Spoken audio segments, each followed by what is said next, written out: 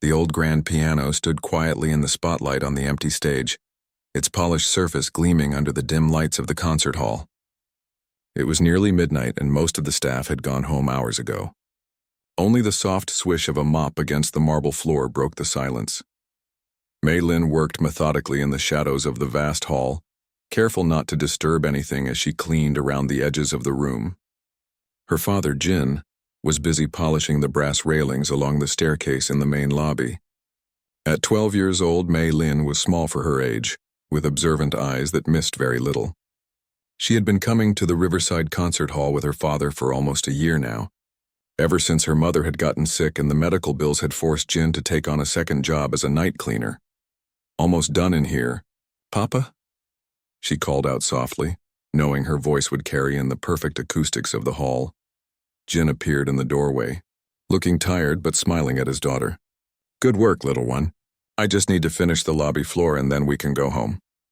Mei Lin nodded and continued mopping, stealing glances at the magnificent piano that stood center stage. During the day, this hall came alive with music that made her heart feel too big for her chest. Sometimes, when her father worked weekend shifts, she would sit in the very back row during rehearsals, becoming invisible as the musicians and conductor worked through their pieces. She had never heard anything so beautiful in her whole life. Jin had noticed his daughter's fascination with the music. He saw how she would close her eyes when a particularly moving piece was played, how her fingers would tap lightly against her leg, somehow keeping perfect rhythm with the orchestra. But pianos and music lessons were luxuries they couldn't afford, especially now with her mother's treatments. "I'll be in the lobby if you need me," Jin said, pulling his cleaning cart with him as he left the concert hall. Alone in the vast space, Mei Lin finished her mopping and then stood still looking at the piano. She had watched so many pianists play on it during rehearsals. There was one woman with long silver hair who played with such feeling that sometimes Mei Lin had to wipe tears from her eyes. There was a young man who played so fast his hands seemed to blur over the keys. And there was a stern-looking older man who hardly seemed to move at all, yet produced sounds so delicate they reminded Mei Lin of rain dropping on flower petals. She looked toward the doorway. Her father would be busy for at least 20 more minutes. The security guard, Mr. Howard, was probably dozing in his little room by the back entrance as he often did during the quiet night shifts. Gathering her courage, Mei Lin walked slowly toward the stage. Her heart pounded so loudly she was sure it would wake Mr. Howard even from across the building. She climbed the small side steps and approached the piano with the reverence of someone entering a holy place. The bench was too high for her, but she managed to climb onto it, sitting on the edge.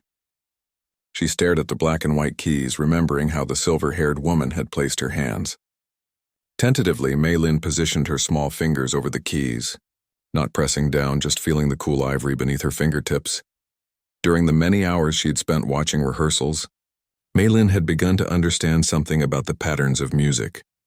She had noticed how certain finger placements made certain sounds, how the pedals changed the feel of the notes, how the same piece could sound completely different depending on who was playing it. Taking a deep breath, she pressed down gently on a key. The sound rang out clear and true in the empty hall, startling her. She quickly looked toward the door, but no one appeared. Emboldened, she pressed another key and then another, trying to recreate a simple melody she had heard the silver-haired woman play during warm-ups. It was nothing like when the professionals played, of course. Her timing was off and she hit wrong notes that made her wince. But still, she was making music. Real music on a real piano. And the joy of it made her whole body feel light. For weeks after that, Mei Lin would sneak to the piano whenever she could, usually for just 5 or 10 minutes while her father was cleaning other areas. She never dared to play loudly, always keeping one ear alert for approaching footsteps. Sometimes she would simply sit at the piano without playing at all, running her fingers over the keys without pressing down, imagining the music in her head. At home, in their small apartment with the leaky ceiling and temperamental heating, Mei Lin drew a keyboard on a large piece of paper. She marked each key carefully, writing the names of the notes she had managed to learn by watching the rehearsals.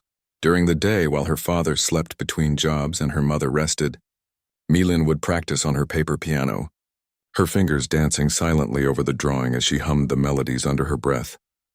Her mother noticed first. "What song is that you're always humming?" she asked one afternoon as Maylin helped her fold laundry. Maylin shrugged, suddenly shy. Just something I heard at the concert hall. Her mother smiled, though the smile couldn't hide how tired she looked. It's pretty. You have a good ear. The piano player had her eyes closed when she played it, Maylin said, carefully folding a faded towel, like she was dreaming while she was awake. Music can take you places, her mother said softly, even when you can't go anywhere at all. She glanced around their small living room, and Maylin knew she was thinking about how long it had been since she'd been well enough to leave the apartment. That night at the concert hall, Maylin was more careful than usual as she approached the piano. Her father was all the way in the basement, checking that the restrooms were clean before they left for the night. Mr. Howard had stepped outside for his usual cigarette break. She had maybe 15 minutes. Sitting at the piano, she closed her eyes like the silver-haired woman did. She began to play the simple melody she had been practicing on her paper keyboard, the one she hummed while folding laundry with her mother. Her small fingers found the keys more confidently now, and though she still made mistakes, the music was beginning to sound like actual music. She was so lost in playing that she didn't hear the footsteps approaching the hall. Well, what do we have here? Maylin's eyes flew open and her hands jerked away from the piano keys as if they had suddenly become hot. Standing at the edge of the stage was Mr. Zhao, the hall director. He was a serious man with salt and pepper hair and glasses that made his eyes look bigger than they were. Maylin had seen him talking to the orchestra conductor many times, usually looking stern and businesslike. I'm sorry, Maylin stammered, sliding off the bench. I didn't mean to. My father is the cleaner, and I was just... Your father is Jin, yes? Mr. Zhao asked, walking up the steps to the stage. He does excellent work. Always thorough. Maylin nodded mutely, her heart hammering in her chest. Would Mr. Zhao tell her father? Would her father lose his job because of her? How long have you been playing our piano when no one is looking? Mr. Zhao asked. His voice wasn't angry, but Maylin couldn't read his expression. Just a few minutes sometimes, she whispered. I'm very careful not to damage anything. Mr. Zhao nodded thoughtfully, then surprised her by sitting down on the piano bench and patting the space beside him. After a moment's hesitation, Maylin sat down, leaving as much space between them as the bench would allow. Play what you were just playing, he said. But, go on. I won't bite. With trembling fingers, Maylin began to play the simple melody again. She made more mistakes than before, her nervousness making her fingers stiff and clumsy. When she finished, she stared down at her hands, too afraid to look at Mr. Zhao. You've never had lessons? He asked. She shook her head. How did you learn this piece? I watched, she said simply. There's a woman with long silver hair who plays it sometimes to warm up. I just remembered how her hands moved. Mr. Zhao was quiet for a long moment. That would be Ms. Chen, our principal pianist. He studied Maylin with new interest. And you just watched and remembered? Maylin nodded, finally looking up at him. I come with my father almost every night. Sometimes I watch the rehearsals from the back row. No one notices me. Apparently someone should have, Mr. Zhao said. He played a simple scale, then nodded for Maylin to copy him. She did, her small fingers stretching to reach the notes. Remarkable, Mr. Zhao murmured almost to himself. They were interrupted by Jin's voice calling from the hall entrance. Maylin? Where are you? It's time to go. Mr. Zhao stood up. We're here, Jin, he called. On the stage. Jin appeared in the doorway, his face draining of color when he saw his daughter sitting at the piano with the hall director. He rushed forward. Mr. Zhao, I am so sorry if my daughter has disturbed anything. She knows better than to touch the instruments. Your daughter, Mr. Zhao said calmly, has an extraordinary gift. Jin blinked, looking from Mr. Zhao to Maylin and back again. I don't understand. Neither did I until just now, Mr. Zhao said. Jin, how would you feel about Maylin joining our youth music program? She has a natural talent that should be nurtured. But the cost, Jin began, would be covered by our community outreach fund. Mr. Zhao finished smoothly. We've been looking for promising students. Maylin held her breath, hardly daring to believe what she was hearing. Her father looked stunned. It would mean practice sessions twice a week, Mr. Zhao continued. She would work with Ms. Chen, our principal pianist. The silver-haired lady? Maylin whispered. Mr. Zhao smiled for the first time. Yes, the silver-haired lady. I think she'll be quite interested to meet the young girl who learned her warm-up piece just by watching." That night, as they walked home under the streetlights, Jin held his daughter's hand tightly. "You should have told me about the piano," he said. "I was afraid you'd be mad," Mei Lin admitted. "I could never be mad at you for loving music," Jin said softly. "Your mother used to sing, did you know? Before she got sick. She had the most beautiful voice. Mei Lin hadn't known this. Do you think she'll be happy about the lessons?" Jin smiled, the tired lines around his eyes crinkling. "I think it will give her more joy than anything has in a very long time." As they approached their apartment building, Mei Lin looked up at the stars twinkling in the night sky. For the first time, they seemed to be twinkling in rhythm, like notes on a page, like music just waiting to be played. The world looked different to Mei Lin after that night at the piano. Colors seemed brighter, sounds clearer, as if someone had wiped clean a window she hadn't even known was dirty. Every morning she woke up with music playing in her head, her fingers twitching beneath her blanket, practicing invisible melodies. Her first official piano lesson was scheduled for Tuesday afternoon. Mr. Zhao had arranged everything with surprising speed, giving Jin a revised cleaning schedule that allowed him to bring Mei Lin to the concert hall 2 hours before his shift started twice a week. "What if she doesn't like me?" Mei Lin asked her father as they walked to the concert hall that Tuesday. She had barely slept the night before, her stomach a tight knot of excitement and fear. Jin squeezed her hand. "She will love you just as everyone does."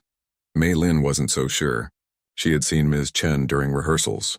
The silver-haired pianist rarely smiled, her face serious as she bent over the keys, her back straight as a ruler. Sometimes she would stop playing mid-piece and shake her head, muttering to herself in what sounded like frustration. The concert hall looked different in the daylight.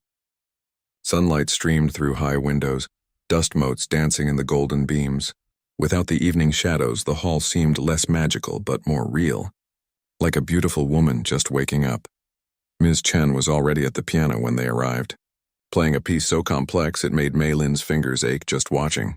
Her silver hair was pulled back in a tight bun, and she wore a simple black dress with a red scarf draped around her neck. She didn't look up when they entered, finishing her piece before acknowledging their presence. "You must be Jin and Mei Lin," she said, rising from the bench. Her voice was lower than Mei Lin had expected, with a slight accent that curved around the edges of her words. "Mr. Zhao has told me about your midnight concerts." Mei Lin felt her face grow hot. "I'm sorry for touching the piano without permission." Ms. Chen studied her for a long moment, her dark eyes unreadable. "Never apologize for being drawn to music," she finally said. "It means the music has chosen you," she turned to Jin. "You may leave her with me. I will take good care of your daughter." Jin hesitated, looking at Mei Lin. "Will you be okay?" Mei Lin nodded, though her heart was pounding so hard she thought it might burst from her chest. Jin kissed the top of her head and left, his footsteps echoing in the empty hall. "Come," Ms. Chen said, patting the space beside her on the bench. "Let me see these hands that have been playing my morning meditation." Mei Lin sat down carefully, feeling small and insignificant next to the elegant pianist. She held out her hands, suddenly conscious of how small they were, how the nails were bitten short, how a small callus had formed on her right middle finger from holding a pencil too tightly at school. Ms. Chen took Mei Lin's hands in hers, turning them over, examining them as a doctor might. Her own hands were beautiful, long-fingered and graceful, with perfectly shaped nails and skin as soft as the pages of a new book. "Good hands," Ms. Chen said, nodding. "Strong. Now play for me what you played for Mr. Zhao." Mei Lin swallowed hard and positioned her fingers over the keys. The piano seemed enormous suddenly, the keys stretching out endlessly in both directions. She began to play, the simple melody she had learned by watching, by listening, by feeling. When she finished, she kept her eyes on the keys, afraid to look at Ms. Chen's face. "Again," Ms. Chen said, "but this time sit up straight. Shoulders back, wrists up like you're holding an orange in each palm." Mei Lin adjusted her posture and played again. This time, Ms. Chen reached over and gently corrected her finger positions as she played. "Better," Ms. Chen said when Mei Lin finished. "You have a gift for melody, but gifts are just the beginning. The rest is work, hard work, every day." For the next hour, Ms. Chen taught Mei Lin the proper way to sit, to hold her hands, to read the most basic musical notation. By the end, Maylin's back ached and her brain felt full to bursting with new information. But beneath the fatigue was a current of excitement so strong it made her fingertips tingle. "Practice every day," Ms. Chen said as the lesson ended, "even without a piano. Train your mind to hear the music, your fingers to feel the keys." "I will," Maylin promised. At home, she showed her mother what she had learned, playing on her paper keyboard with new confidence. "Look at you," her mother said softly from where she lay on the couch. "You look like a real pianist," Maylin beamed. "Ms. Chen says I have good hands?" Her mother reached out and took one of Maylin's small hands in hers. "She's right. These are special hands. I always knew they were meant for something wonderful." For the next month, Maylin lived for Tuesdays and Thursdays. Each lesson built on the one before, Ms. Chen pushing her harder than anyone had ever pushed her, expecting more than anyone had ever expected. Sometimes Maylin would leave the lessons with her head spinning and her fingers sore, but she never complained, not even when Ms. Chen made her play the same passage 20 times in a row. "Again," Ms. Chen would say, "until it's not just right, but true." Maylin wasn't always sure what Ms. Chen meant by true, but she played again and again until something clicked, until the music flowed from her fingers like water from a spring, natural and clear. At school, Maylin's teachers noticed a change in her. She had always been a quiet student, doing her work without fuss, neither standing out nor falling behind. But now she sat straighter in her chair, raised her hand more often, finished her work with new confidence. "Whatever's gotten into you, I like it," her math teacher, Mrs. Patel, told her after Maylin had correctly solved a problem that had stumped the rest of the class. Maylin just smiled. How could she explain that music had changed the way her mind worked? That patterns she once found confusing now made perfect sense, like chords resolving in a complex piece. At home, things were harder. Her mother had good days and bad days. On good days, she would sit up and listen to Maylin practice on her paper keyboard, offering encouragement and asking questions about her lessons. On bad days, she slept most of the time, her face pale and drawn with pain. Jin worked harder than ever, taking on extra shifts when he could. Sometimes he came home so tired he fell asleep at the kitchen table, still wearing his work clothes, a half-eaten meal in front of him. On those nights, Maylin would gently wake him and help him to bed, then clean up the kitchen as quietly as she could. Despite the difficulties at home, music gave Maylin something she had never had before, a future she could see clearly, a path forward that was hers alone. When she closed her eyes at night, she no longer saw just darkness. She saw herself on a stage playing for an audience, her music telling stories that words never could. 3 months after her first lesson, Ms. Chen gave Maylin a gift, a small electronic keyboard with 4 octaves of keys. "It's not a real piano," Ms. Chen said almost apologetically, "but it will do for now. It was my first keyboard many years ago."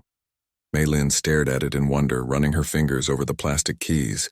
It wasn't the grand piano at the concert hall, but it was real. It made sounds when she pressed the keys. It was hers. "I can't accept this," Jin said when Ms. Chen explained the gift. "It's too much." "It's not for you," Ms. Chen said firmly. "It's for the music. Your daughter has something special, something rare. I would be failing my duty as a teacher if I didn't give her the tools she needs." That night, Maylin set up the keyboard in the small space between her bed and the wall. She played with headphones on, so as not to disturb her mother or the neighbors, her fingers flying over the keys as she practiced the pieces Ms. Chen had taught her. Her progress was remarkable.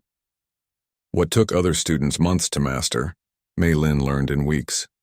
What took weeks, she learned in days. Ms. Chen pushed her harder, challenging her with more difficult pieces, more complex techniques. "You could be ready for the Young Musicians Showcase next year," Ms. Chen said one day, about 6 months after Maylin's first lesson. Maylin froze, her hands hovering over the keys. The Young Musicians Showcase was a prestigious event held annually at the concert hall. Students from all over the city competed for scholarships and recognition. Maylin had watched from the shadows last year as her father cleaned up after the event, listening to the applause, the cheers, watching the proud parents embracing their talented children. "I'm not good enough," she whispered. "Not yet," Ms. Chen agreed. "But you will be, if you work harder than you've ever worked before." And so Maylin did. She practiced before school and after school. She practiced while her mother napped and after her father left for his night shift. She practiced until her fingers cramped and her eyes burned with fatigue. She practiced until the music lived inside her, until she could play entire pieces in her sleep. One evening, as Jin was preparing to leave for his shift at the concert hall, he paused by Mei Lin's bedroom door. She was playing a piece by Bach, her small face intent with concentration, her fingers moving with precision and grace. "You remind me of your mother," he said softly. Mei Lin looked up, surprised. "What do you mean?" Jin leaned against the doorframe, his eyes distant with memory. "Before you were born, before we came to this country, your mother was a singer. Not professional, but she sang in our village gatherings, at weddings, at festivals. She had a voice that could make people cry from its beauty." He smiled sadly. "She gave it up when we moved here. There was no time for singing when there were bills to pay, a new language to learn, a baby to raise." Mei Lin had never known this about her mother. "Why didn't you tell me?" "Some memories are too precious, too painful to share," Jin said. "But watching you now, I see her in you. The same fire, the same determination." He straightened up. "I must go to work. Practice well, my little musician." After he left, Mei Lin sat quietly at her keyboard, thinking about her mother's lost music, her father's endless work, the sacrifices they had made. She placed her hands on the keys and began to play again, but this time, she played for them, a thank you, a promise, a gift. The next day at her lesson, Ms. Chen noticed a difference in Mei Lin's playing. "Something has changed," she said. "Your technique is the same, but the feeling—" She tilted her head, listening intently as Mei Lin played. "You says now you're playing from here." She placed a hand over her heart. "Now you're playing true." Winter settled over the city, bringing with it early darkness and bitter cold. Mei Lin's breath made white clouds in the air as she and her father walked to the concert hall for her twice-weekly lessons. Their apartment building's heating system worked only sporadically, and sometimes Mei Lin's fingers were so cold she could barely bend them when she first sat down at the piano. "Start with scales," Ms. Chen would say, watching as Mei Lin's stiff fingers gradually loosened with each repetition. The body remembers what the mind teaches it. On a particularly frigid Tuesday in December, Mei Lin arrived at her lesson to find not only Ms. Chen waiting for her, but also Mr. Zhao and a slender man she didn't recognize. The stranger had kind eyes behind wire-rimmed glasses and a mustache that twitched when he smiled.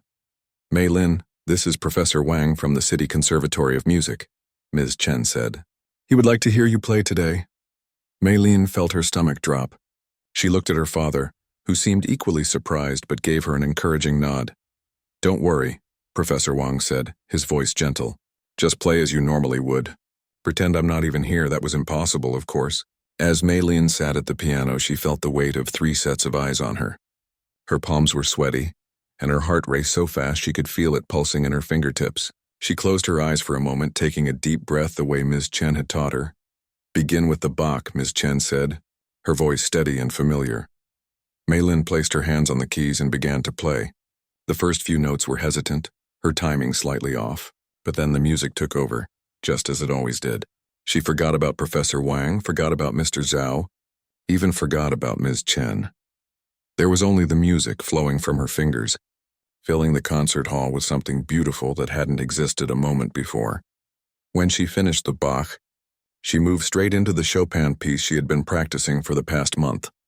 It was more challenging, with runs that required her fingers to move with lightning speed and delicate passages that needed the lightest touch. Ms. Chen had been particularly demanding about this piece, making Mei Lin practice certain measures over and over until they were perfect. As the final notes of the Chopin faded away, Mei Lin kept her eyes on the keys, afraid to look up and see disappointment on the adults' faces. "Well," Professor Wang said after a moment of silence, "it seems Ms. Chen has been keeping a treasure hidden away in this concert hall." Mei Lin glanced up, surprised by the warmth in his voice. "Tell me, young lady, how long have you been playing?" Professor Wang asked, moving closer to the piano. "About 9 months, sir," Mei Lin said softly. Professor Wang's eyebrows shot up. He looked at Ms. Chen, who nodded confirmation. 9 months, he repeated, shaking his head in amazement. "And you play Bach and Chopin with such feeling. Extraordinary." "Mei Lin has a rare gift," Ms. Chen said. "But more importantly, she has discipline. She practices until her fingers ache and then practices some more." Professor Wang turned to Jin, who had been standing quietly to the side. Mr. Lin, your daughter has exceptional talent. The kind we see perhaps once in a generation. With the right training, she could have a future as a concert pianist. Jin looked both proud and bewildered. We are simple people, Professor. We cannot afford special schools or fancy teachers. That's why I'm here, Professor Wang said. The conservatory has a scholarship program for exceptional young musicians. It would cover all her musical education, from lessons to theory classes to performance opportunities. Mei Lin felt as if she were floating, hearing their conversation from somewhere far away. The conservatory was the most prestigious music school in the city. Students came from all over the country, even from other parts of the world, to study there. She is very young, Jin said hesitantly, and her mother is unwell. She needs her family close by. Of course, Professor Wang nodded. The junior program is for day students only. She would attend classes after her regular school, perhaps 3 or 4 times a week. She would still live at home. Ms. Chen, who had been quiet during this exchange, placed a hand on Mei Lin's shoulder. What do you think, Mei Lin? Would you like to study at the conservatory? Mei Lin looked at her father, at Ms. Chen, at Professor Wang, and finally at the piano in front of her. Would I still see you, Ms. Chen? She asked in a small voice. Ms. Chen smiled, a rare, full smile that transformed her usually serious face. Of course. I teach at the conservatory 2 days a week. I would still be one of your teachers. Mei Lin nodded slowly. Then yes, I would like that very much. The next few weeks passed in a blur of preparations. There were papers to fill out, a formal audition to complete, though Professor Wang assured them it was just a formality, and schedules to arrange. Jin adjusted his work hours yet again to accommodate Mei Lin's new commitment. Mr. Zhao helped by giving Jin more flexibility with his cleaning duties at the concert hall. Mei Lin's mother was having one of her better periods, able to sit up for longer periods and even join them at the table for meals. When Mei Lin told her about the conservatory scholarship, tears filled her eyes. I'm so proud of you, she said, holding Mei Lin's hand tightly. You have found your path so young. That is a rare blessing. The day before Mei Lin was to start at the conservatory, Ms. Chen invited her and Jin to her home for tea. Mei Lin had never been to her teacher's house before and was curious to see where Ms. Chen lived when she wasn't at the concert hall. The apartment was small, but elegant, with large windows that let in streams of winter sunlight. Books lined the walls, and there were 2 pianos, a grand piano in the living room and an upright in what appeared to be a teaching studio. 2 pianos? Mei Lin asked in wonder. Ms. Chen smiled. The grand is for performing, the upright for teaching. They have different voices, different souls. As Jin and Ms. Chen talked in the kitchen, preparing tea, Mei Lin wandered around the living room, looking at the photographs on the walls. Most showed Ms. Chen at various stages of her life, often on stage or with a piano. But one photo caught Mei Lin's eye. A much younger Ms. Chen standing with a group of children in what looked like a rural village. The children were barefoot, their clothes simple, but they were smiling broadly. Ms. Chen, her hair still black in this picture, had her arms around 2 of the children. That was my first teaching position, Ms. Chen said, coming into the room with a tray of tea and small cakes. In a village in the mountains. Those children had never seen a piano before I arrived, with an old upright strapped to the back of a truck. Mei Lin looked at the photo more closely. Did they learn to play? Some did very well. Others simply enjoyed the music. Ms. Chen set down the tray and touched the photograph gently. Music is a gift, Mei Lin. Some of us are given the ability to create it, but its purpose is always to be shared. Jin joined them and they sat together, drinking tea and talking about what Mei Lin could expect at the conservatory. Ms. Chen offered practical advice about how to manage her time, how to prepare for classes, how to deal with the other students who might come from wealthier families or have more experience. Remember, Ms. Chen said as they were leaving, you belong there as much as anyone. Your talent has earned you this opportunity. Never doubt that. Mei Lin's first day at the conservatory was overwhelming. The building itself was intimidating, a sprawling complex with practice rooms, performance halls, classrooms, and a library filled with thousands of musical scores. The other students seemed to know exactly where to go and what to do, their movements confident and purposeful. A friendly staff member showed Mei Lin to her first class, music theory for junior students. The classroom was already half full when she arrived, and she slipped into a seat at the back, feeling painfully out of place in her second-hand clothes and scuffed shoes. The teacher, Mrs. Huang, was a brisk, efficient woman who started the class promptly, handing out sheets of staff paper and launching into a lecture about intervals and chords. Mei-Lin took careful notes, determined to understand everything, even as her head swam with new terminology. During a practice exercise, the boy sitting next to Mei-Lin leaned over. "You're new," he whispered. "I'm Liang. My parents make me come here, but I'd rather be playing basketball." Mei-Lin smiled hesitantly. "I'm Mei-Lin. Are you any good?" Liang asked bluntly. Most people here have been playing since they were 4 or 5. Before Mei-Lin could answer, Mrs. Huang called on Liang to identify a series of chords on the board. He stood up, squinting at the musical notation, and gave a series of halting, mostly incorrect answers. Mrs. Huang sighed and called on someone else. "See?" Liang whispered when he sat back down. Totally hopeless. After theory class came a brief break, then a master class with several other piano students. This was more familiar territory for Mei-Lin, as it involved actual playing rather than abstract concepts. The instructor, an elderly man named Dr. Li, asked each student to play a prepared piece, then offered critiques and suggestions. When it was Mei-Lin's turn, she played the Bach piece she had performed for Professor Wang. Her nerves returned as she sat at the unfamiliar piano, aware of the other students watching her, some with curiosity, others with thinly veiled skepticism, but once again the music saved her. As she played, the room around her faded and there was only Bach's perfect mathematical precision, the intricate patterns of notes that somehow created emotion from pure structure. When she finished, there was a moment of silence. Then Dr. Li cleared his throat. "Well," he said, "it seems we have a new voice in our midst. A bit unpolished, perhaps, but with remarkable natural musicality." He gave Mei-Lin a series of technical suggestions, then added, "You bring something fresh to Bach. Don't lose that as you refine your technique." After the master class, Mei-Lin had a one-on-one lesson with a teacher she hadn't met before, a young woman named Miss Peng who specialized in technique. For an hour, Miss Peng had Mei-Lin do nothing but scales and exercises, correcting the smallest details of finger position and wrist movement.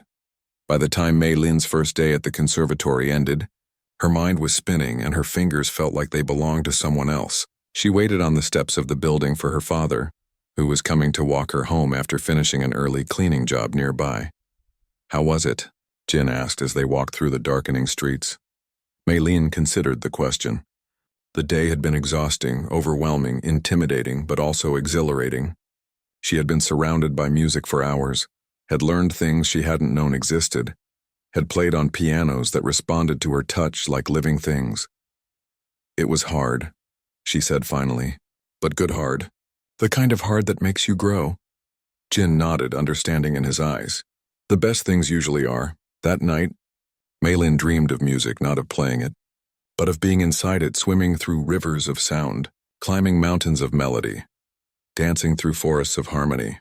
When she woke, the music was still there, waiting for her, a world she was just beginning to explore. Spring came to the city, bringing with it soft rains and fragrant blossoms. Mei-Lin had been studying at the conservatory for 3 months now, settling into a rhythm that, while demanding, felt increasingly natural. Her days were long, regular school until 3 o'clock, then conservatory classes until early evening, then home for dinner, homework, and more practice before bed. But Mei-Lin didn't mind the packed schedule.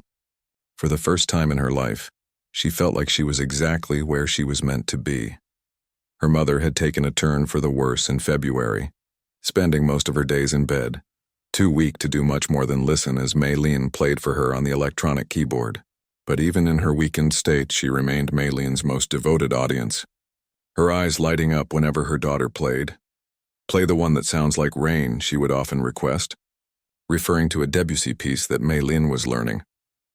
On those afternoons when her mother was too tired to speak much, Mei-Lin would sit beside the bed and play piece after piece on her small keyboard, filling their apartment with music that seemed to ease her mother's pain better than any medicine. At the conservatory, Mei-Lin had slowly begun to make friends. Liang, the reluctant piano student she'd met on her first day, had become an unexpected ally. Though he complained constantly about having to practice, he had a natural ear and could pick up melodies quickly. They often studied music theory together, Mei Lin patiently explaining concepts that came naturally to her but confused Liang.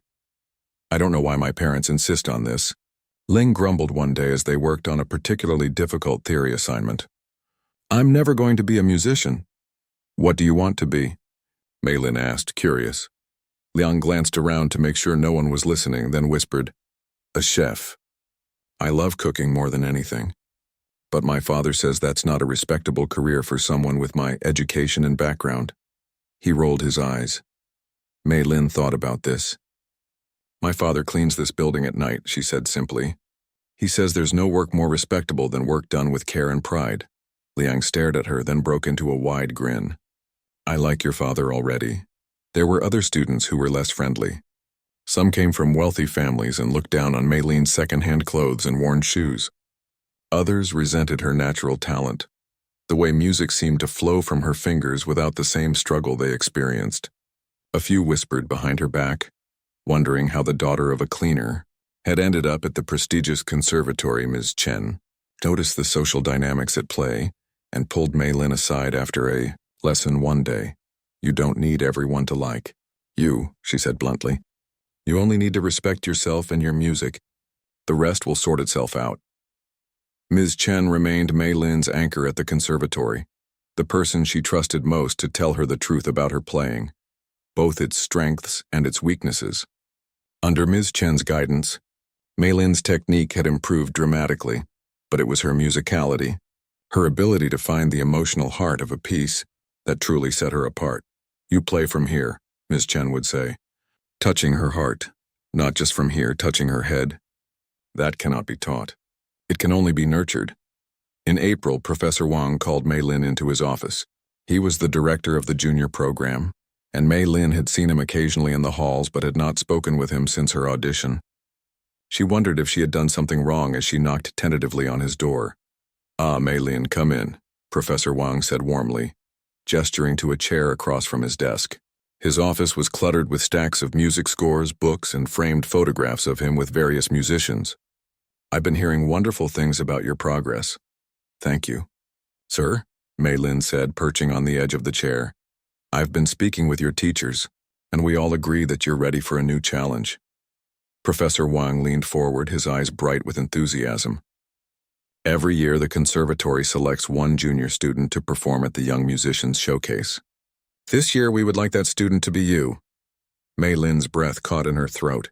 The showcase was the most prestigious event of the year, held in the grand concert hall where her father worked, attended by hundreds of people, including music critics, professional musicians, and scouts from even more prestigious music schools across the country. "Me?" she whispered. "But I've only been here a few months." "Time is irrelevant," Professor Wang said, waving away her concern. "Readiness is what matters. And you're ready. What would I play?" Mei Lin asked, her mind racing. "That's what I want to discuss with you." Professor Wang pulled out a folder and opened it on his desk. "Ms. Chen has suggested Rachmaninoff's Piano Concerto No. 2, First Movement." Mei Lin's eyes widened. She knew the piece, had heard recordings of it, and had even watched a visiting pianist perform it with the city orchestra a few months ago. It was magnificent, powerful, technically demanding, and emotionally complex. It was also far more difficult than anything she had attempted before. I don't know if I can," she said honestly. Professor Wang studied her thoughtfully. "Ms. Chen believes you can, and she is not one to overestimate a student's abilities. Quite the opposite, in fact." That afternoon, Mei Lin sought out Ms. Chen in her teaching studio. "Professor Wang told me about the showcase," she said without preamble, "and about the Rachmaninoff." Ms. Chen nodded, her face giving away nothing. "What do you think?" "I think it's too hard," Mei Lin admitted. "Too big, too important." "Sit," Ms. Chen said, pointing to the piano bench. When Mei Lin had settled, Ms. Chen sat beside her. "Let me tell you something about Sergei Rachmaninoff. When he composed this concerto, he was recovering from a period of deep depression. He had almost given up music entirely.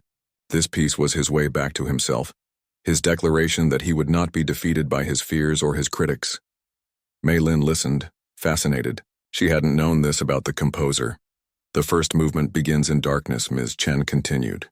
Those opening chords are like someone gathering their courage. And then, she placed her hands on the keys and played a brief passage, the melody rising like a cry of defiance. He finds his voice again. The piece is about overcoming, Mei Lin. About believing in yourself when others doubt you. About finding light in darkness. Ms. Chen turned to look directly at Mei Lin. That is why I suggested it for you. Because you understand these things already. Young as you are, Mei Lin thought about her mother's illness, her father's endless work, the whispers of the other students, the long journey that had brought her from watching pianists from the shadows to sitting on this bench, beside one of the finest teachers at the conservatory. Will you help me learn it? She asked quietly. Ms. Chen's rare smile appeared, every step of the way. The next 6 weeks were the most intense of Mei Lin's young life. The showcase was scheduled for early June, which gave her precious little time to master one of the most challenging pieces in the piano repertoire. Ms. Chen arranged for additional practice time, working with Mei Lin not only during their regular lessons but also on weekends and even some evenings. Jin adjusted his schedule yet again, sometimes taking Mei Lin to the conservatory at odd hours when a practice room was available. He never complained, though Mei Lin could see the fatigue in his eyes, the new lines on his face. You work too hard. Papa, she said one evening as they walked home late from the conservatory. Jin smiled tiredly. No harder than you, little one. At home, Mei Lin's mother continued to weaken.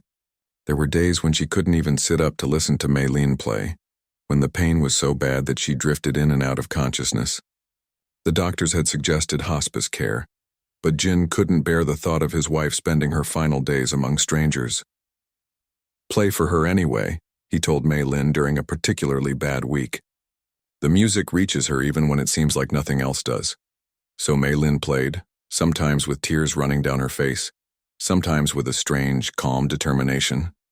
She played the Rachmaninoff until her fingers knew every note, every dynamic marking, every emotional shift. She played as if the music could keep her mother tethered to this world just a little longer.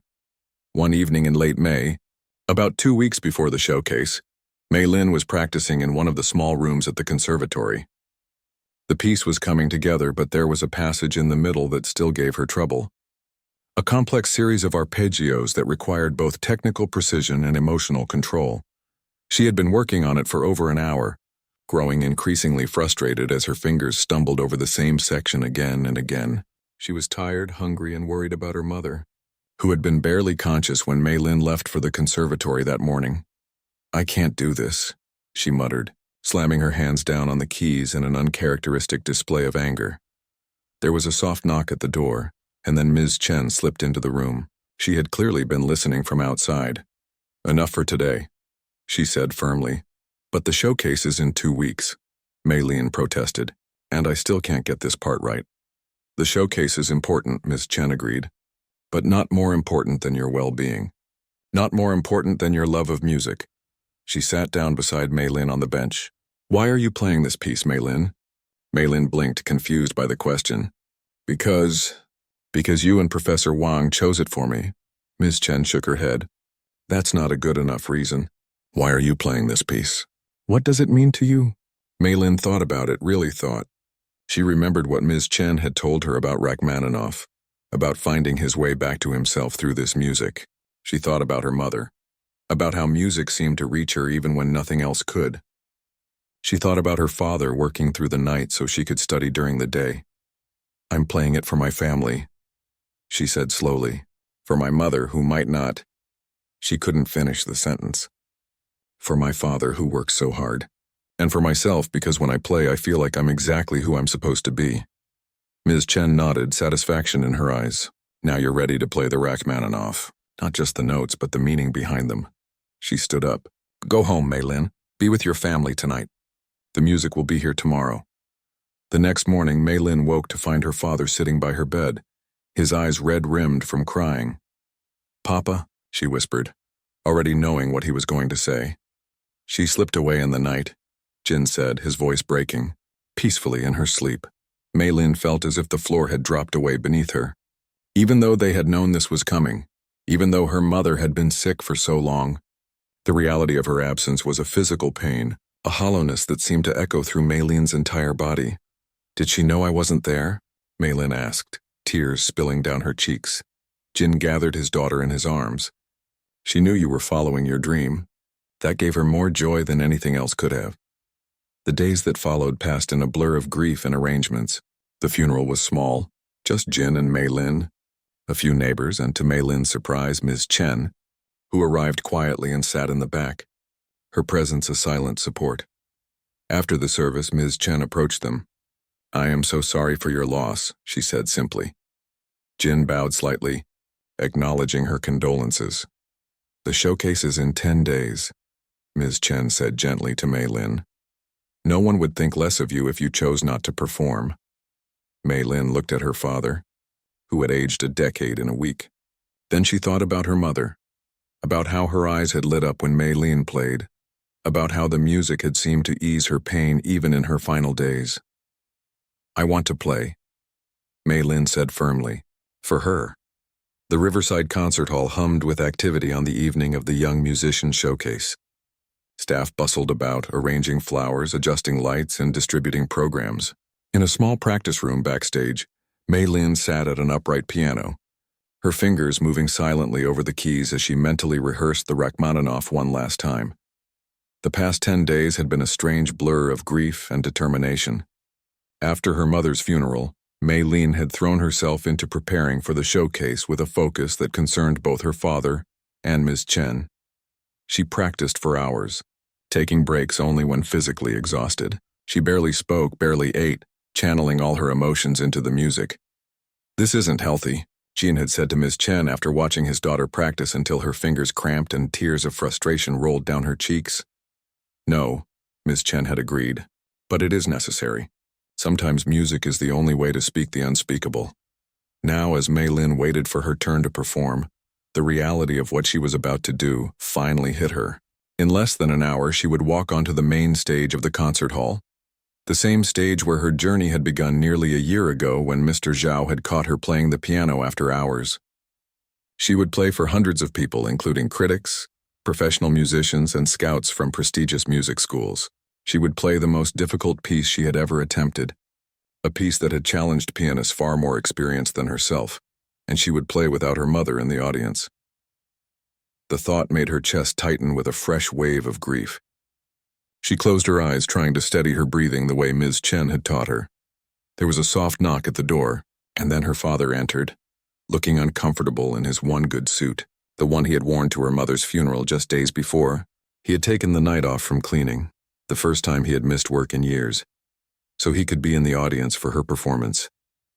How are you feeling, little one? Jin asked, his eyes full of concern. Maylene tried to smile, but her lips trembled. Scared, she admitted. Jin sat down beside her on the piano bench. That's normal. Even the greatest musicians feel fear before they perform. It's not just that, Maylene whispered. I keep thinking about Mom, how she won't be here to hear me play, how she'll never know if I did well or not. Jin took his daughter's hand, his work-roughened palm against her smooth one. Your mother heard you play every day for months. She heard the music in your heart before anyone else did. And if there is any justice in the universe, she is listening now, too. Maylene leaned against her father's shoulder, drawing strength from his solid presence. They sat in silence for a few minutes, no words needed between them. Then there was another knock and Ms. Chen appeared in the doorway. Unlike Jin, who looked out of place in the concert hall's backstage area, Ms. Chen belonged here. She wore an elegant black dress with her signature red scarf, her silver hair swept up in a classic bun. It's almost time, she said. The second performer is about to go on. You'll be next. Maylene nodded, suddenly feeling very young and very small. Ms. Chen must have noticed because she came into the room and closed the door behind her. Listen to me, Maylene, she said, her voice gentle but firm. Tonight is important, yes, but it is just one night in what will be a lifetime of music for you. Whatever happens on that stage, whether you play perfectly or make 100 mistakes, the sun will still rise tomorrow and you will still be a pianist. What if I freeze? Maylene asked, voicing her deepest fear. What if I get out there and can't remember a single note? Then you will breathe, Ms. Chen said simply. You will place your hands on the keys, and you will remember why you are playing. Not for the audience, not for the critics, not even for your mother. Though her memory will give you strength, you will play because the music lives in you and you in it. There was a knock at the door and a staff member poked her head in. 5 minutes, Miss Lin. After the staff member left, Jin pulled something from his pocket, a small red ribbon, frayed at the edges and faded with age. This was your mother's, he said, placing it in Mei Lin's palm. She wore it in her hair when she sang at festivals in our village. She would want you to have it now.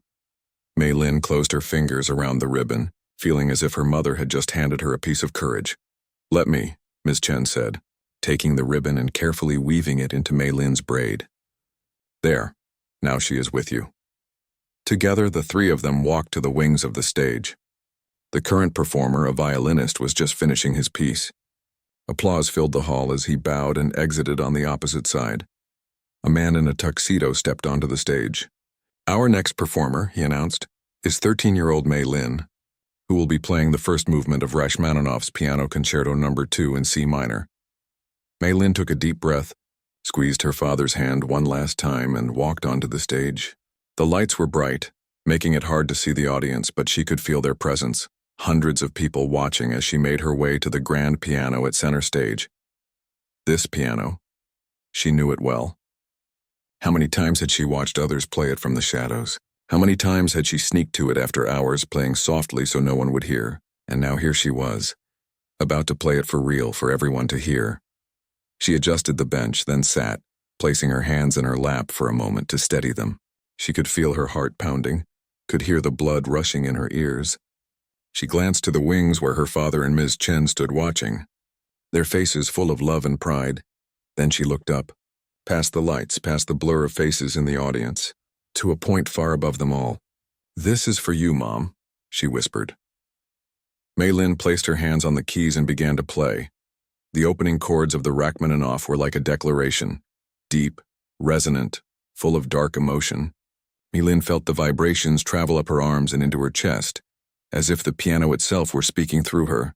The familiar notes steadied her, grounding her in the present moment, in the music that had become as essential to her as breathing. As she moved into the main theme, her initial nervousness faded. There was only the music now, its structure holding her like a safe harbor, its emotional landscape giving voice to everything she couldn't say with words. She played the rising melody with growing confidence, her small hands stretching to reach the intervals, her body swaying slightly with the rhythm. In her mind, she saw her mother, not sick and frail as she had been in her final weeks, but strong and smiling, listening with closed eyes as Mei Lin practiced on her small keyboard at home. She saw her father, mopping the concert hall floor late at night, his quiet dignity and endless work making her own dreams possible. She saw Ms. Chen demanding excellence because she believed Mei Lin was capable of it, pushing her beyond what she thought possible. The music built to its first climax, Mei Lin's fingers flying across the keys, her whole body engaged in drawing the sound from the instrument. This was not just Rachmaninoff's journey now, but her own.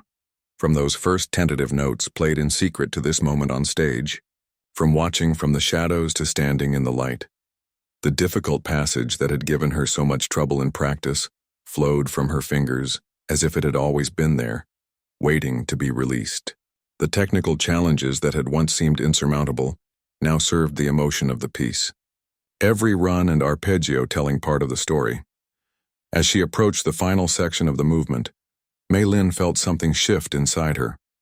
The grief that had been a tight knot in her chest for days began to transform, not disappearing but changing shape, becoming something she could carry without being crushed by its weight. The music was doing what music does best, not erasing pain but giving it meaning, turning it into something beautiful that could be shared. The final chords resonated through the hall, powerful and definitive. Mei Lin held the last note, letting it hang in the air for a heartbeat before slowly lifting her hands from the keys.